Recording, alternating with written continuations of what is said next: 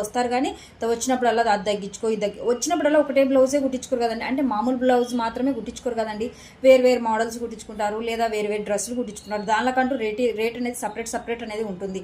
Separate ఉన్నప్పుడు అయితే కనుక మనం ఒకటే రేటు కుట్టాలంటే ఎట్లా అవుతుంది? ఇప్పుడు చూడండి, ఈ మామూలు నార్మల్ బ్లౌజ్ కుట్టాలంటే 150 రూపాయలు నేను తీసుకుంటానండి. 150 రూపాయలు తీసుకున్నప్పుడు ఇంకా అదే బోట్ నెక్ అట్లా కుట్టాను అనుకోండి 250 రూపాయలు తీసుకుంటాను. Boat neck ఫ్రిన్స్ cutting.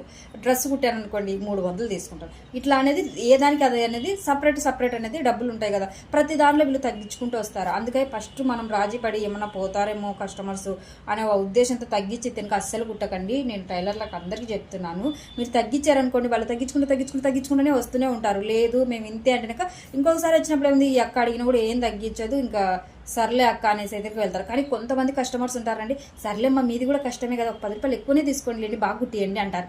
వాళ్ళ దగ్గర అనేది అస్సలు పోగొట్టుకోకూడదండి.